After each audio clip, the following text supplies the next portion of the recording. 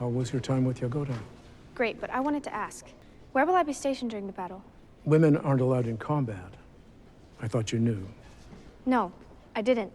I wouldn't have accepted it if I did. It's not a matter of accepting anything, it's how things are done. It's stupid and it's wrong. This is not up for debate. I've been fighting firebenders ever since I left home. Can any of your men say that? That doesn't matter. Why not? Because this isn't about them, it's about you. You're not strong enough. Women aren't strong enough. Come along with us on an idle ride through the latest science fiction and fantasy shows, movies, and video games.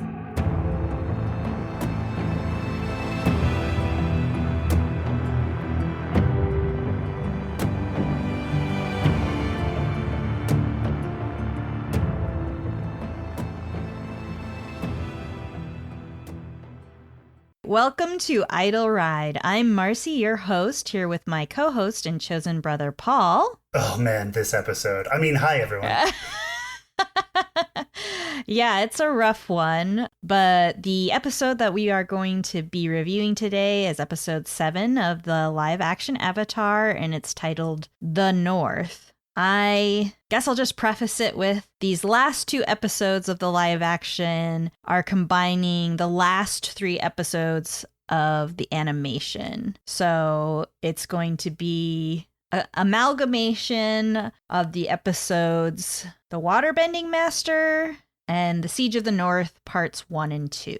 And I would say it's a good thing the previous episode was their best episode because they really They did a really terrible job of combining these 3 episodes together. Yeah, I wanted to name this episode Choppy Choppy Cut Cut Cut because there's so many just extraneous cuts in it. Yeah. Well, let's get into it. I think we should do Zuko and Iroh and Azula storyline first, again, because it's the shortest. Yeah. Let's start with, okay, is every episode going to start with someone running? I feel like every single episode of this show is like a zoomed in version of somebody running through something or through the woods or through a city or on a boat. Like, can't start an episode without somebody running. Anyway, this time it's Mr. Chops. He's running through Zuko's boat and he arrives and he was like, "Oh, Zuko, Iroh, I have to tell you, I was drinking some drinks with Zhao's cronies, and they told me that the Fire Lord Ozai is sending the Imperial Guard to come capture Zuko because he's a traitor." Treason.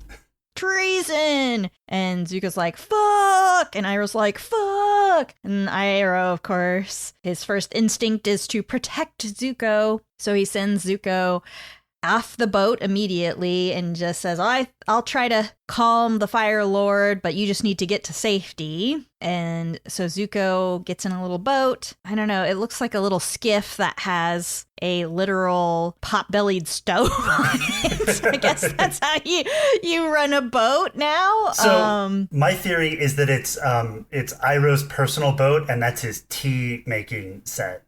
Hey, that makes sense. That would be really funny. It's like got several little pots of tea all over.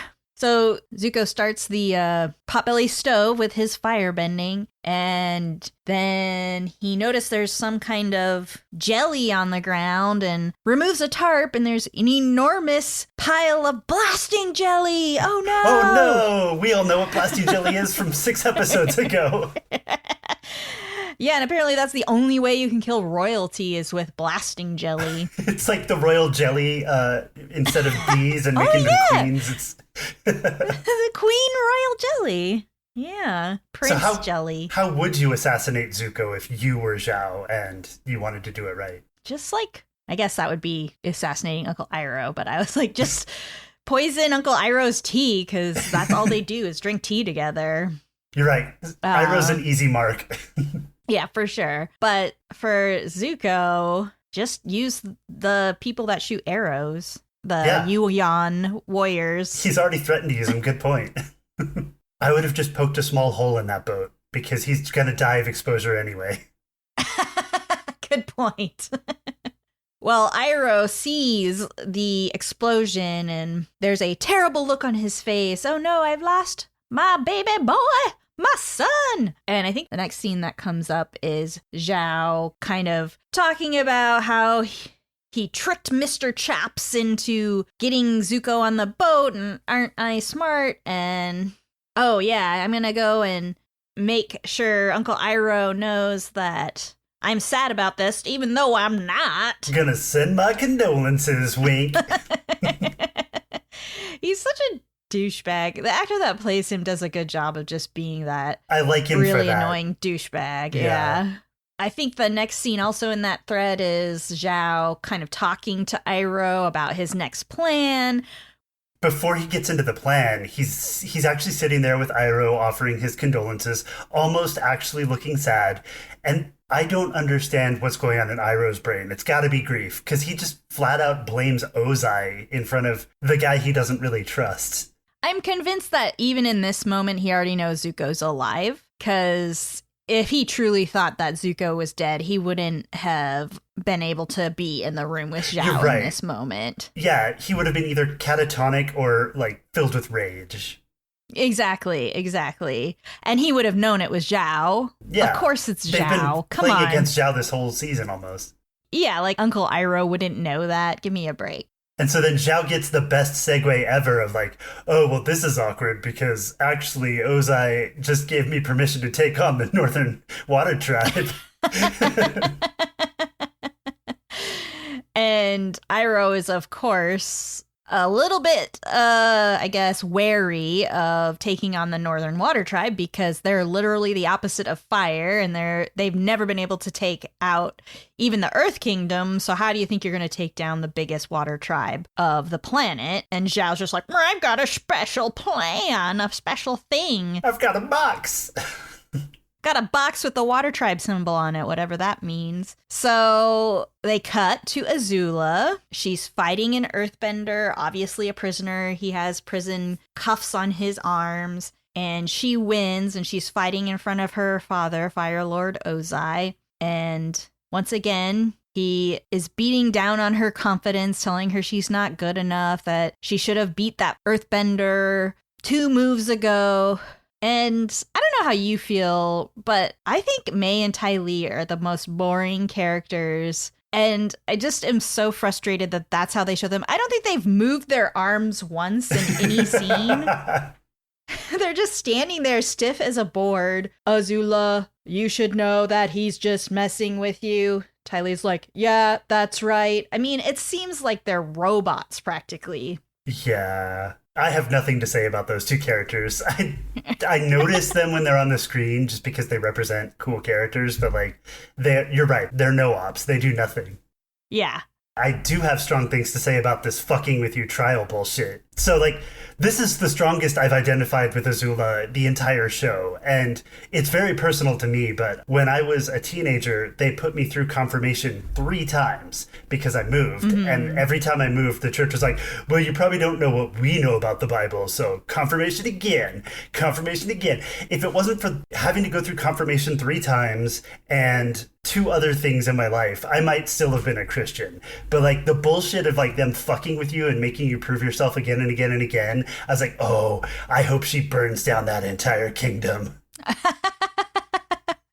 Yeah, Ozai's really playing with fire here because Azula is very, very skilled, and he knows that. And I'm not sure, based off the last scene with her, if he's doing this to get to her or to get her to have this moment where she defies him. They imply that that might be the case, but I don't know. In the moment when he's dressing her down every time, it doesn't feel like there's any special motivation behind it. Yeah, it's like a guy poking at bugs and seeing if they do anything interesting. Yeah, I agree. I think it is a funny thing that kids are made to do, which is prove themselves over and over again. And I think teenagers especially feel that desire to be treated as an adult, even though they're not adults. And the old way of thinking is that you are a child, you have to respect me no matter what I do just because I'm an elder, which you and I both think that's bullshit.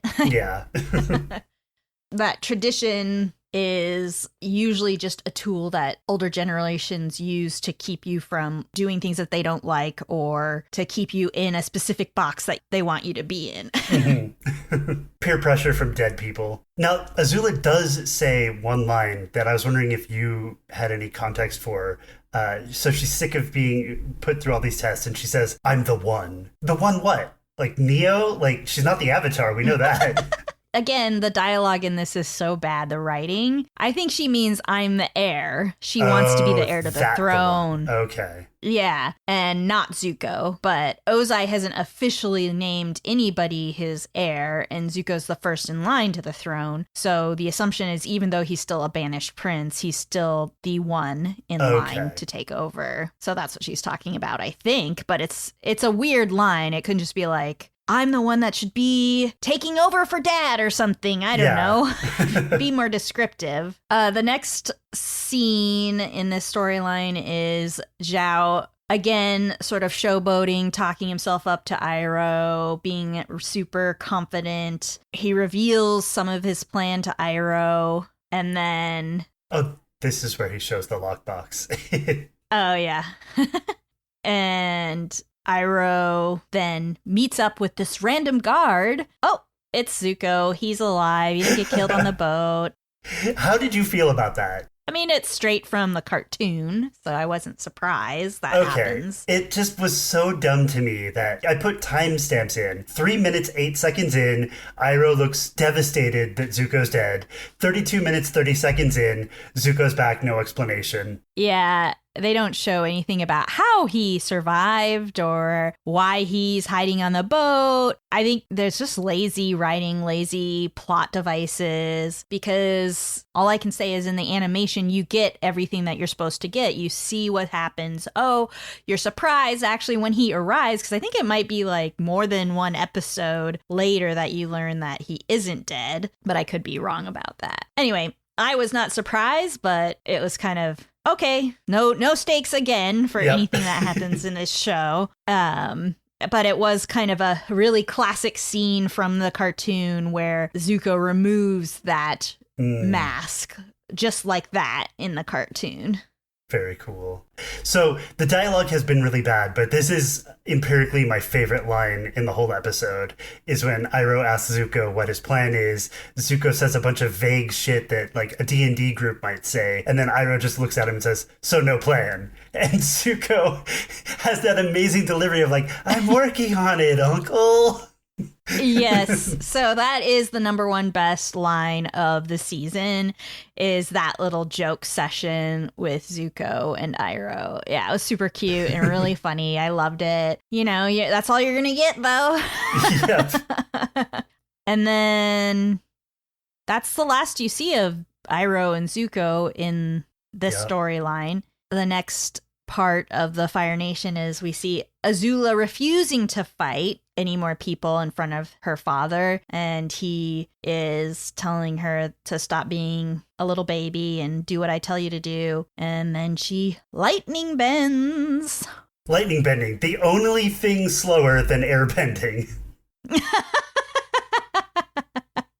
It was pretty grand to watch it happening, and like I think it helped that the audience, you know, of the scenario was gasping, because you don't see lightning bending much, but it was very slow-mo. Again, they're doing it exactly from the cartoon, because I do remember the first time Azula lightning bends and you see it. You see the way that like her two fingers like kind of come together, and it's super cool looking. Mm-hmm. But like you said, it's so slow seeming because you don't get a fight in between and then the lightning bending slow motion. And I guess in the cartoon, there are quite a few times when they do a slow-mo shot, but everything else looks good, and this is not the case. Yeah. The only other note I have on this scene is the one word Ozai can't handle, no. Yeah. I guess for me, I'm wondering what you feel about, again, them revealing before the second season an upgrade in power that would have been really cool to see in a later season, right? But they're revealing all the cool stuff immediately here. Yeah, it's It's a waste. It's a waste of potential. The only reason I could see them doing it is because Netflix cancels shows like it's underwear. They wanted to show all the cool stuff. They had to show all the cool stuff. I have underwear from like 20 years ago. Well, the other thing I have to say about that scene is, again, May and Ty Lee, when she does the lightning bending, again, they're standing as stiff as statues, but they both smile. And to me, I feel like May and Ty Lee would have felt the opposite in that situation. Maybe not the opposite, but fear more than happiness for Azula, because they're not really her friends. They're like forced friends. Yeah. In the live action, they're basically just playing off the girls as like mean girl high school friends. Yeah. So that's it. That's all you get of the Zuko and Iroh storyline. Yeah, so I guess the culminating point of that scene, because that is one of the few scenes that directly has a point, is, you know, she tells her dad, stop playing these stupid games with me, make me go out in the world and do cool shit so I can prove that I'm awesome that way. So, like, she gets permission, presumably from her dad because of his smile, to, like, be the villain next season. Also, there is a little transition between Iroh when he's talking about, Zhao's really not this smart. There must be someone else pulling the strings. And then they transition to Azula. So you know that she's been pulling the strings all the time. It's literally told to you here. Yeah, they're setting her up to be the villain of next season. Okay, so let's move on to the Team Avatar storyline. Again, we see the team flying on Appa, but we do get to see some of Appa's face. So I'm happy about that. Check mark. Like the Appa version of a Bechdel test. Yeah. And he's got all kinds of frozen flecks of ice all over on his fur, which is kind of cute. And then again, this dialogue that we open with is, in my opinion, just so bad. So bad. They're talking about Zuko, and Aang is talking about how much he feels like he's connected to Zuko. And immediately I'm just like, stop. Just stop, show, okay? Like, I want to strangle you, because Aang doesn't really become friends with Zuko for a very long time. They're already making it seem like he's more friends with Zuko than he is with his actual friend.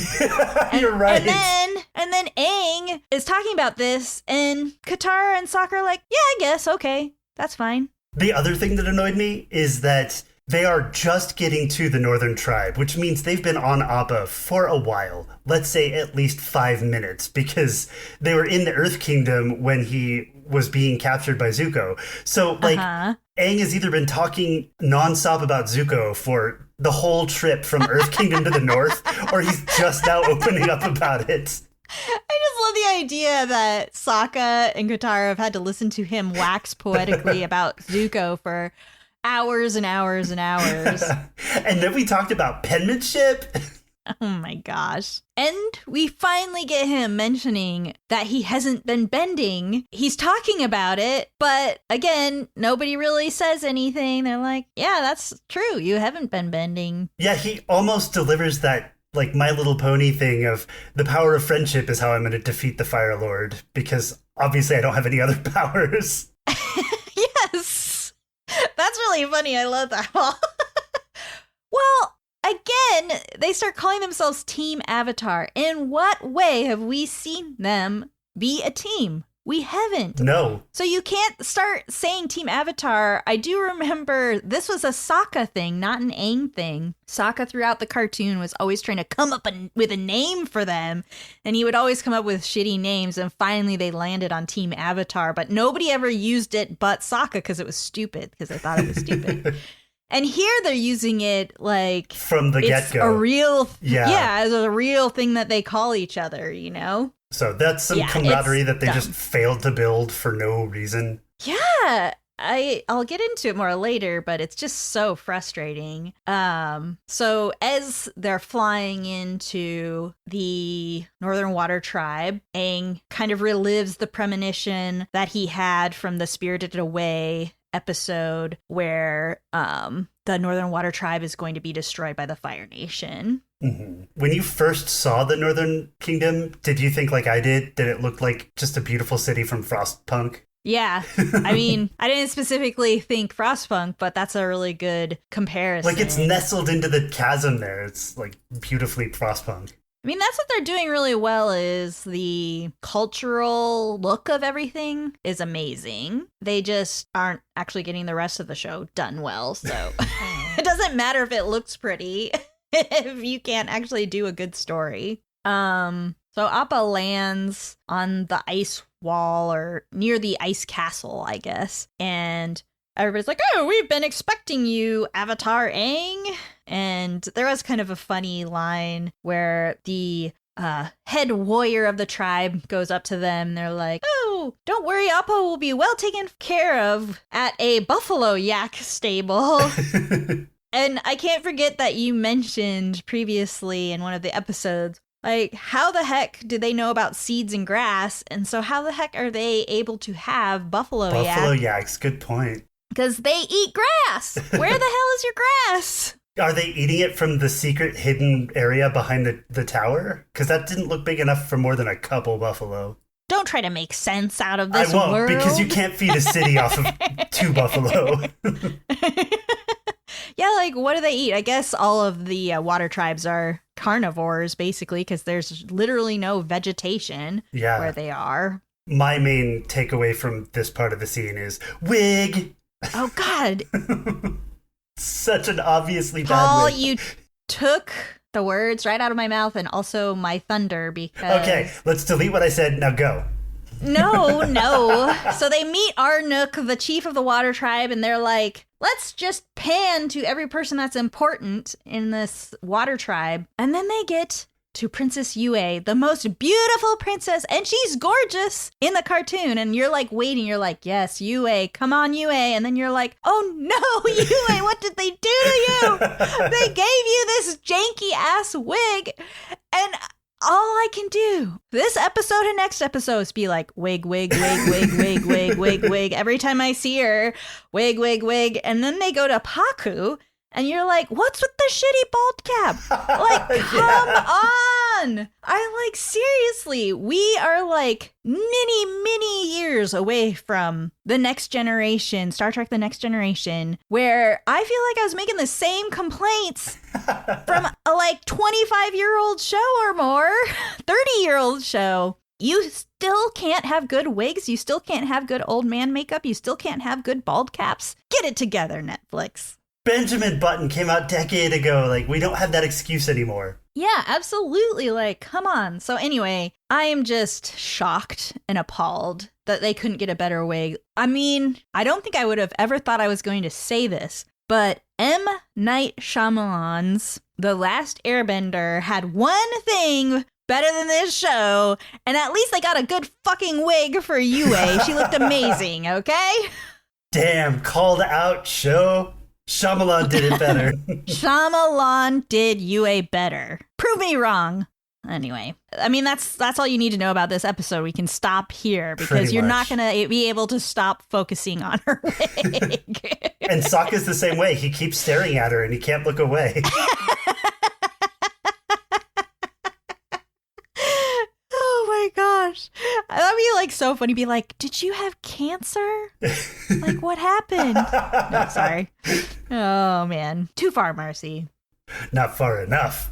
So, Sokka is staring at Yue, and he says to Katara, have we met her before? She seems familiar. Now, the first time that you watched this, Paul, did you guess that Yue was the fox? From this moment where he said, okay. At this point, I thought he was just being stupid and horny, and especially stupid because they've never met anyone from the Northern Water Tribe. So unless she was also a stranger to the Northern Water Tribe, there's no fucking way they've met her before. Yeah. So this is what I was talking about in the previous episode, or not the previous episode, but the Spirited Away episode, where he meets the fox, and I was like, this is somebody that you know and love, just in a different form. And so in the Swamp Spirit episode of the animation, he actually meets the ghost or the spirit avatar of the moon spirit, Yue, because she dies. Spoiler alert.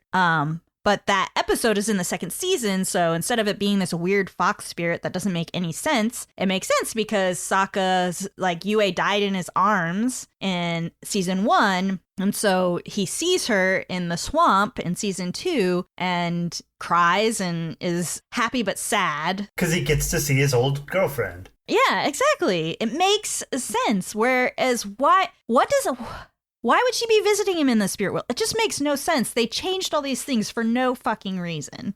Yeah. Okay. So there's a party. And again, this episode, Sokka's the main character. Would you agree? 99%. Yeah. 25 minutes of this episode is Sokka. And I'm like, what the fuck, man? Like, who cares about Sokka? His sideline story was a part of these episodes in the original animation, but it was kind of just like another one of those funny side character things that was happening. And again, it makes me so enraged. All of Katara's episodes have been like truncated and shortened. And I mean, at least she gets her moment here, but it's so much less powerful to me. Yeah, they basically said, let's take the B plot of Sokka and make it the A plot. Yes. Let's make the male's plot the most important plot. Let's talk about sexism real quick, because that's sexist. Yeah, I like how this whole episode is about basically the patriarchal water tribe, but the show has pretty much eliminated Katara's storylines. And it really frustrates me. Mm-hmm. And it goes back to, we were talking about how Sokka got all the story on the island with, the warrior women. Kyoshi, yeah. Warriors. And so, like, they took out the internal sexism of Sokka learning not to be sexist and instead just overlaid the sexism on that. And now it's on this episode, too. Yep, exactly. I couldn't have put it better. I'm wondering if the creators of the show they wanted to see like a Han Solo type character, like the main character. And I'm interested in watching Sokka when he is all kinds of different things in the animation. But here he's just like, oh, I'm so sad. Like, I got to see some sort of bad memory. Like you said, oh no, you got shamed once. It's my worst memory ever. And then I guess what I'm trying to say is the biggest storylines here are basically Sokka getting laid. Yep. From Team Avatar. So I won't say any more about it.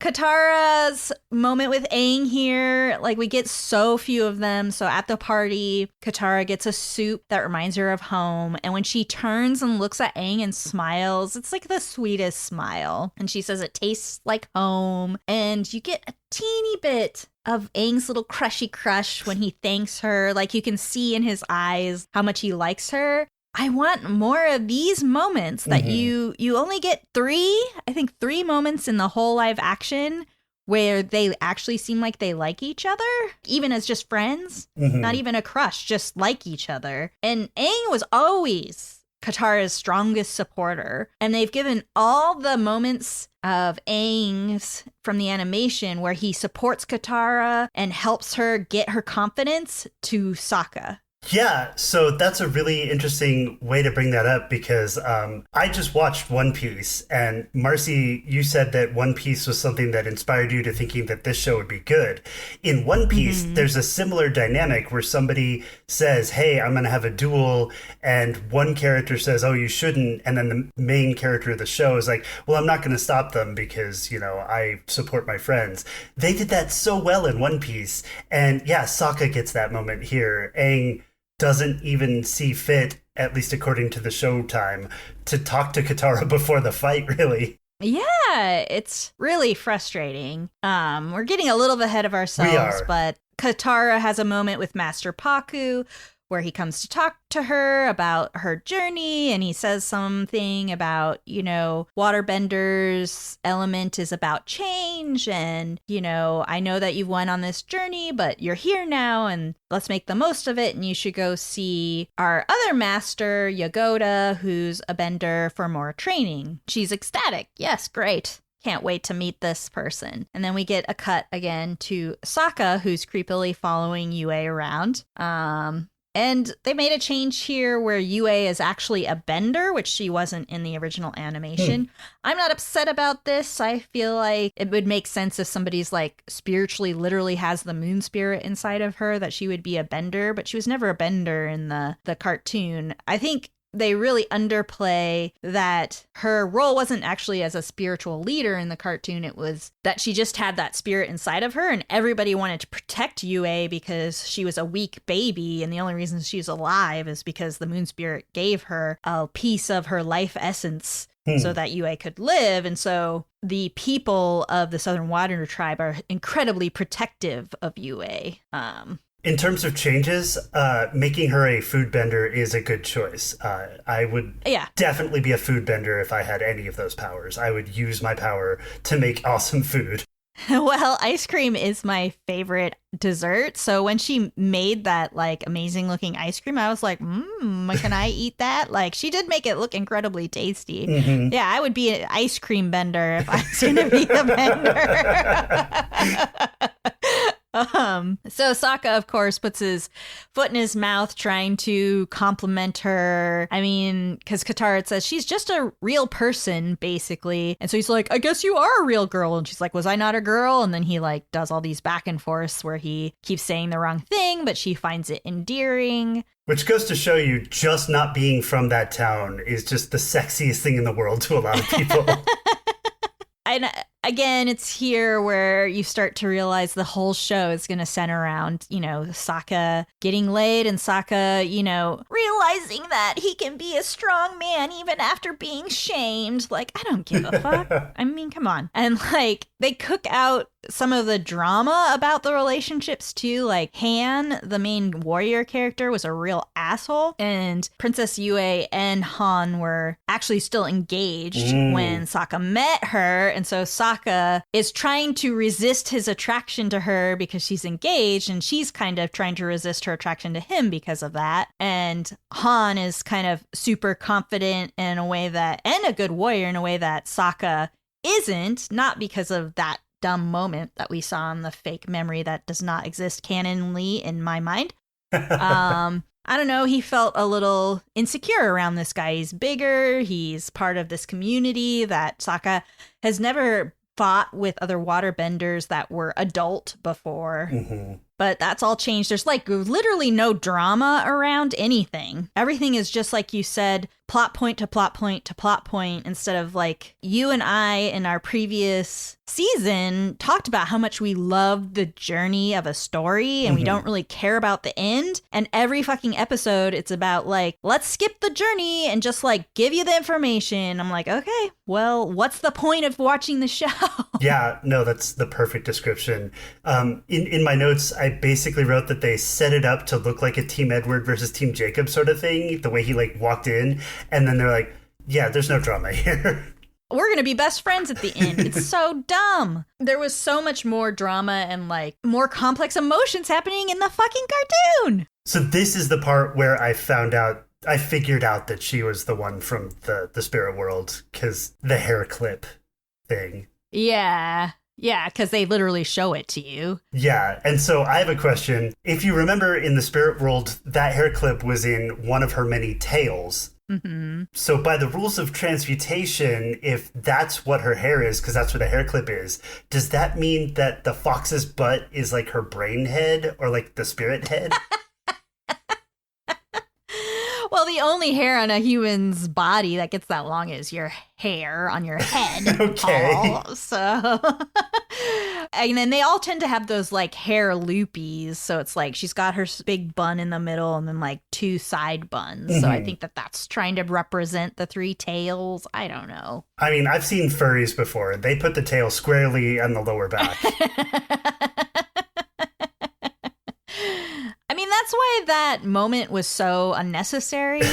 There was no reason to have that scene where he meets her in the spirit world. And in my opinion, they have two moments and then later they're kissing. Yep. Yeah, before that happens, Sokka and Aang are taken with the leaders up to the ice wall, and they're like describing the ice wall and how it's been here for many generations. And Paku's like, great, Aang, you're here. You can spearhead our attack. I've heard that you've been helping communities and battling monsters. And this really pisses me off again because we have only seen, I realized, one actual scene where all of them were together fighting a Fire Nation group. And that was the 1-minute segment that we got in Spirited Away when they were running through the forest and then had jumped onto Appa.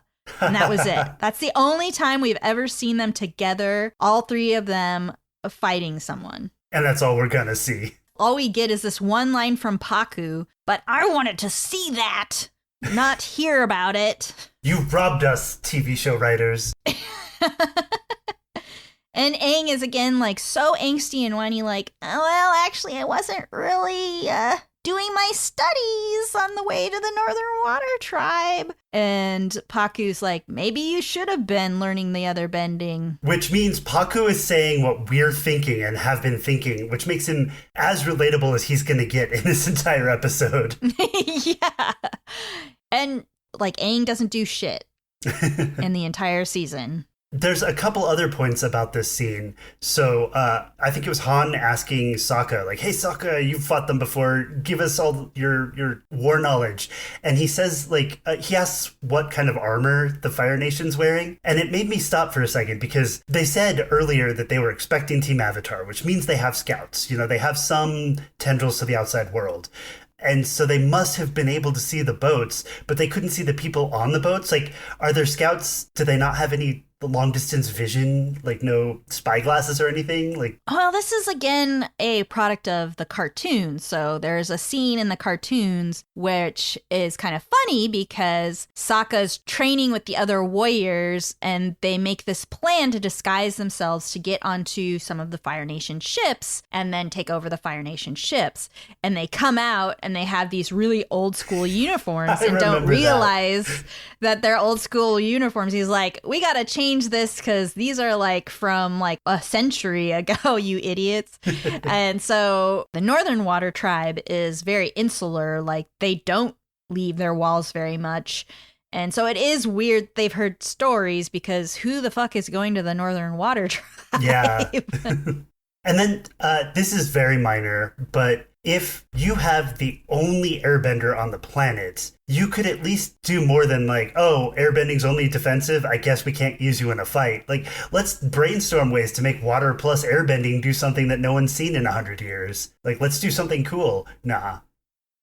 No. Yeah, once again, they don't address like really simple things. Aang has been fighting with his friends and he's done really cool stuff in my mind from the animation. Like literally he hits with his air like giant fireballs into ships. He takes out multiple ships without the Avatar state multiple times in the cartoon when you watch it. Like there's so many things that he does that's cool. And again, this is a product of the adults kind of blaming Aang and dismissing Aang. Mm-hmm. But wanting the power of the Avatar state. And does that mean it's just common knowledge? Like, historically, all avatars enter avatar states, and therefore everyone wants it and expects it? I think they just don't know what to do in this show because, according to the beginning of the show, nobody knows anything about the Avatar because he's been gone for so long, or they have been gone for so long. Right. And then it's like, sometimes people have deep knowledge of the Avatar and sometimes they don't know jack about the Avatar. It just depends on what writer was writing that scene in the moment, I guess. That makes sense to me.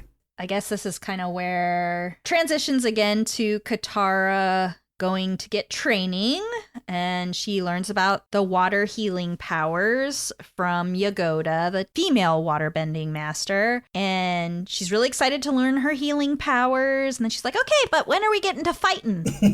And the lady's like, oh, that's women don't fight in the Northern Water Tribe. And Katara's like, what are you talking about? She's like, you have to learn to fight because the Fire Nation is coming. And she's like, sorry, that's just not our way. And Katara storms out. Yeah, she just goes, that's not right. And then walks a little bit too casually out the door. Seriously. So we get a small moment with Katara here for like a 10-minute moment of Sokka talking to Yue at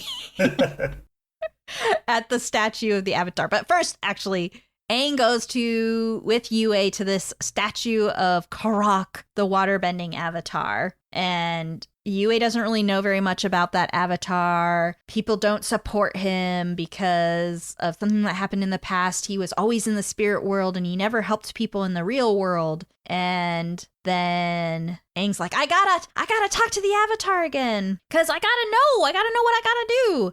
And seriously, I'm just like, Aang, stop escaping into the spirit world. Like every fucking episode you're going into the spirit world. Just learn waterbending. You know what this felt like to me is because he's now done this, go to shrine, talk to a previous avatar, it feels like they're setting up a shitty video game where that's the thing that you do for your missions. Yes, I feel like I'm playing Ori in the Blind Forest or whatever that game is, but it's not as fun because it's not a platformer because he doesn't actually do any fucking action. Yeah, he just rides Appa between scenes to everywhere. So again, he escapes into the spirit world and is asking the same question to every fucking avatar. What do I do? Help me. Can't you take over my body like Kyoshi? At this point, he's like a little addict. Yeah, seriously. And so Karak talks about the Avatar state and tells Aang he can't help him because he was wounded physically when he was the Avatar while he was battling dark spirits trying to get into our world. And then he reveals that he was the Avatar that had to fight Ko, the face stealer. And then that's when you learn about Umi, the girlfriend that I had been talking about a lot. And so Aang basically doesn't learn anything new or interesting by this interaction. Could have been cut completely and it wouldn't have mattered. Yeah, that's a great point. I think we could say that about a lot of scenes here. And I'm sad, though, because Karak looks awesome, and I know it's just exposition, but it does seem metal as fuck. Like, yeah, I wasn't even in the regular world because I had to do this solo spirit world battling. Like, I want to see that story.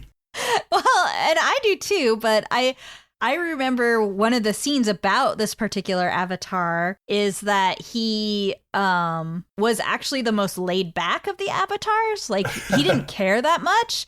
And there's a scene of him like surfing and just like having a good time. And that's why the spirits started entering the world, because he wasn't really paying attention. He just like didn't care. Yeah. So anyway, it's fine. I don't care that they changed that. It's just not necessary for this plot. Maybe if they had brought Ko in this episode like they did in the animation where, oh, we need to find the ocean and moon spirits. I gotta go into the spirit world to do that. But no, it's still about his angsty inability to make decisions about a basic thing, learning waterbending. Yeah. The Avatar state is important, but... Yeah, it's not everything about this. And yeah, it is the third time they've repeated pretty much the same message through the three different avatars, who are, like, they do have very different personalities, but they all say, don't rely on your friends. They all say, like, you know, no, you're alone. Fuck you, you stupid kid. I hate you. Yeah, it's just really dumb. It's really dumb. So he's in the spirit world. While he's in the spirit world, Yue is watching over his body, and Sokka comes over and sees her and starts talking to her. And I already had kind of described this scene earlier, but he complains about being shamed by his dad. She sympathizes with him, and somehow, after only 2 interactions, they feel such a connection to each other that they start making out in front of Aang's body, just sitting there. Also, they failed to do a basic continuity thing of, in the spirit world, if we give a fuck about anything about who her personality is, she goes out of her way to say, this spirit is not a monster, you know, like, it's hurt. And when Sokka just throws out, and then I fought a spirit monster, and she didn't even bother to correct him, that felt untrue to what their dynamic was supposed to be as set up by that other scene. Sure, that makes sense. Yeah, they're not good with the continuity of even within the episodes. Yeah. And I feel like this shot was pretty much the whole point of everything that they did with her and Sokka's interaction, because it felt like they just wanted that one line of like, but he's not the boy of my dreams, smooch. And that delivery, that boy fiction was like the whole point of everything that they've done. Yeah, it just feels like whoever made this has a crush on all the girls in the cartoon and wants to be Sokka. So they've basically made Sokka into this lover boy, which he kind of is in the cartoon, but certainly he isn't the main character. Right. And they basically made it a fan fiction for lover boys who want to be Sokka and make out with all the sexy girls in Avatar: The Last Airbender. And truly, the scene is really long and it's so boring. This was not necessary. Again, I feel like this storyline, though important, could have been mostly eliminated from the live action. Mm-hmm. Katara confronts Pakku about women not fighting. Pakku says women aren't strong enough to be warriors, which doesn't make any sense because she literally fought her way here. So he's being very prejudiced in this moment. And then Aang has just arrived, apparently just gotten done with his little session of collab with Karok, and he's been told that friends can't help you in war situations. And so he totally just holds her back, is like, you should stop fighting. I don't want you to be next to me because you're a liability to me. And I just, again, became enraged in this moment because the Waterbending Master episode is one of my all-time favorite episodes of Avatar: The Last Airbender. And when Aang in the cartoon learns that Katara has been banned from learning fighting, bending, he starts learning it from Master Pakku, and then he comes back to Katara and starts training her in Master Pakku's stuff. That's so that she can learn it. And then Pakku finds out about it, and he bans Aang from learning from him because he's helping Katara. That's how prejudiced he is. And that's when Katara is like, fuck this. And she's like, I'm going to challenge him. And in this, Aang is like the complete opposite, does not support her, and all the lines that were Aang's become Sokka's. So just to lay it out explicitly, we have Aang shitting on the idea of Team Avatar and saying, you'll hold me back, to his friends. Did anything like that happen in the cartoon version of this? I don't have memory of specific lines. I do think in the very last episode of this season, he kind of does come to the realization that there's certain things he has to do alone, which makes sense because they can't join him when he's in the Avatar state. But it's not that Team Avatar can't be part of this journey he's taking, but there's just certain places they can't go, obviously. Okay, so they've completely taken all of the polish off of this while trying to make it their own way. Like, there's subtlety to, you can't do all the things with me, but, like, you can still be with me. Versus, like, he's just saying, fuck you, go away. And I guess there is an overall arching theme throughout seasons 1 through 3 of the animation that the spiritual world requires that you give up a lot of things of the real world to connect with yourself spiritually. And that's kind of a very Buddhist, Zen sort of way of thinking, that you have to give up all of your bodily desires to become the Dalai Lama or whatever.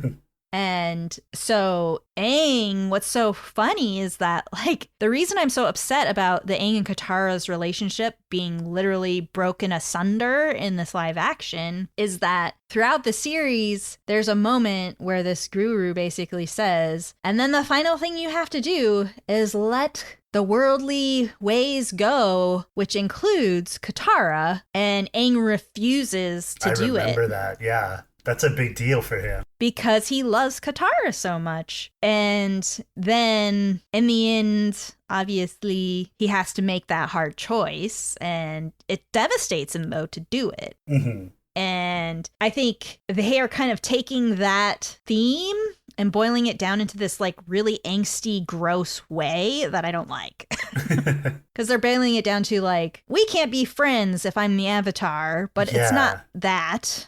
It's that to become the Avatar, you have to let everything go and just accept everything about being the Avatar. And then, you know, that includes your friendships. And that's more subtle than, like, we can't be friends. Yeah. And in the live action version, the other avatars mostly just seem like broken people who had one too many traumas, and they're putting all their baggage on Aang. Because like, oh, I lost my girlfriend to a soul stealer. I can't do anything, and you have to be alone forever too. It's interesting what they've done here. And I, again, can see why the original creators were like, you've pretty much eliminated so much of what made this story good. Mm-hmm. So, to return to the actual storyline, Katara says that she's going to challenge Paku. And when she's telling this, she's telling it to Sokka. And Sokka supports her in this moment and is like, yeah, go get that master. Katara challenges Paku, and Aang again is like super depressed looking in this moment, and it's like he's gonna go in and help her, but Sokka pulls him back. And God, I remember in this scene in the animation, Aang's like on the sidelines and he's like, yeah, go get Katara! Like he's so happy when she's like doing it. That'd be so much better. And so there's a classic line from this episode that I knew by heart, and I was waiting, and I was waiting, and I was waiting for the "you can't knock me down" line that she has. But instead it's like, is that all you got? Yeah, the most generic, bland response that a hero can say in an action movie. Yes! And so in that moment when she says, you can't knock me down, he's blowing like he was in this fight. So she's fighting him now. Cool stuff's happening. It's an okay fight. And he starts blowing air and snow at her. And she uses ice to firm up her feet so that he can't knock her off the pillar. And she's like, you can't knock me down. And then she does all these like amazing moves that surprises Paku in that moment. And in this, the ice pillar scene is like straight from the cartoon. Even like the slow motion one where the like circle slices by him and he sees his reflection in it. But in the cartoon, it's like awesome because you can see on his face like the surprise and how impressed he is by her in that moment, which you don't really see here. Yeah, I got the sense that with the ice disc, that was the only time that he got that got his attention. It didn't do much more than that. Yeah, and the ice wind blowing, like it looked like she was just slumped over and giving up, which maybe that's what they wanted you to think, but it was kind of not great, that part. Yeah, it's just not as dynamic as I felt like it was in the cartoon. And I think it was because the whole episode was about Katara. You follow Katara, her frustrations. The boys are trying to support her. But basically, she's up against a culture that doesn't want her to do what she's been doing for months. In more than any of the warriors. That's a line that she says to Paku earlier, is like, I've been fighting more than any of your warriors have fought. And he's like, whatever, it doesn't matter. Yeah. And those lines are really bad, too. He says some line that doesn't make sense. Anyway, I was just so disappointed. Just so disappointed by this episode being truncated and not as exciting as it was to watch in a cartoon. Yep, not much to say here. Even my notes are just like boring, bland. This is what happens. Yeah. And so the other thing about the Waterbending Master episode is that Paku does actually respect her in the end and says, okay, yeah, you can become a fighter. And they totally eliminate in this, which also kind of annoys me. Like, she did impress you. Like, the old masters, no matter how stuck in their ways they are, sometimes I love that they showed that they could realize their mistakes. Once they saw that, oh yeah, she is right. She is really good. Maybe women can be fighters. Yeah. And so earlier on when Paku was the one who said water's the element of change, you see that he's still not changed. But at the end of the fight, you can tell that he lost the fight in the public's eye because all of the young boys and girls, I don't know if I saw girls running there, but I assume that they did, ran to Katara and were like, oh, what was that move? That's really cool. Like, everyone younger than Paku saw that she was awesome and deserves it. Paku is just the one who couldn't respect the change. Yeah, and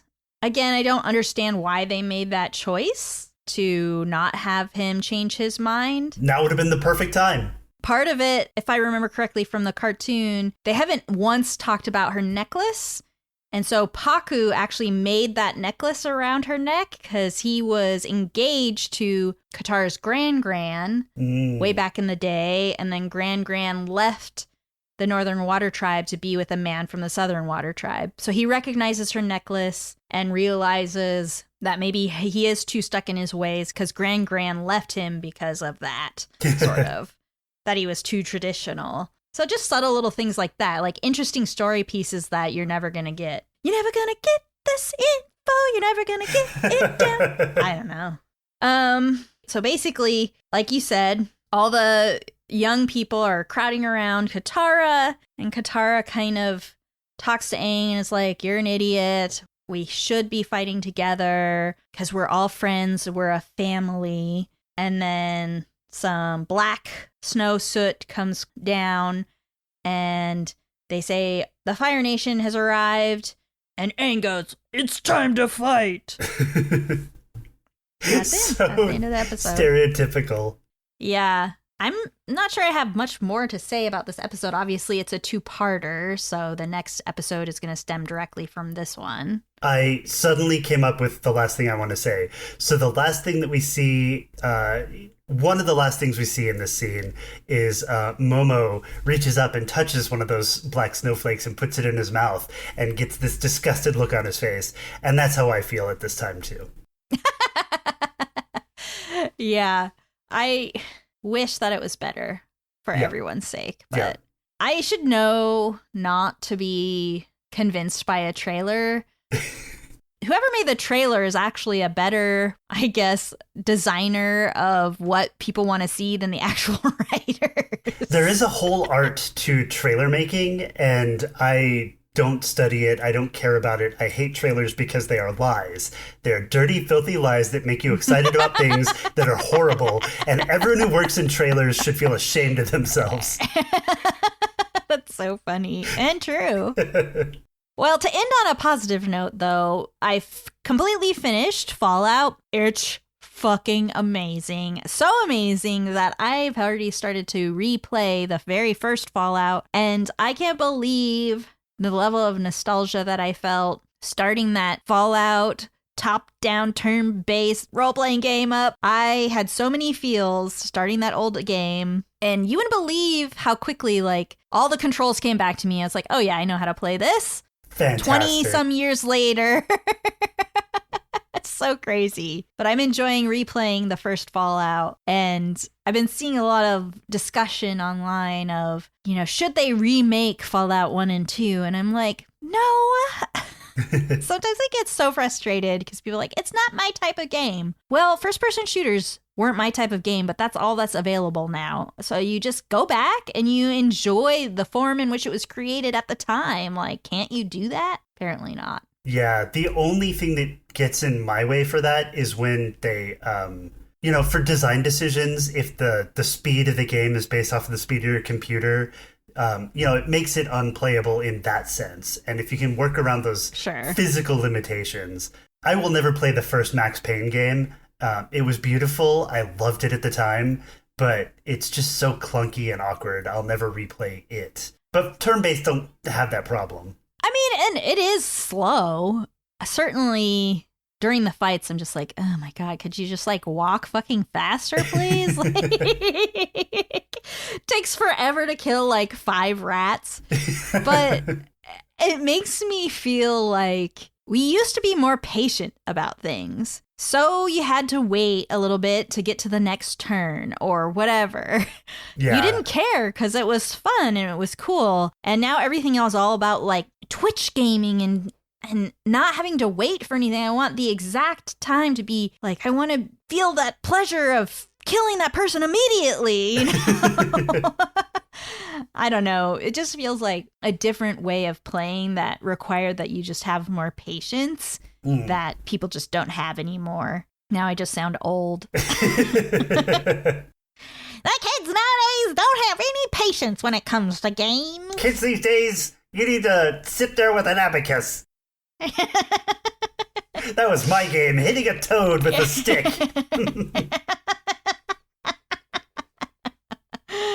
Oh, good. All right, so leaving it on a positive note with the fallout coming in a couple of episodes. And we'll get through that last episode 8 next week. We might have a guest. Oh, yes. We are going to have a guest who, if you've listened to season 1, you've heard before. Our friend John will be joining us for the last episode. And then we will move on to brighter and greener pastures, or wastelands. What does that tell you? What a wasteland's a greener pasture. All right. Well, we'll see you again soon. Talk to you later. Bye. Bye.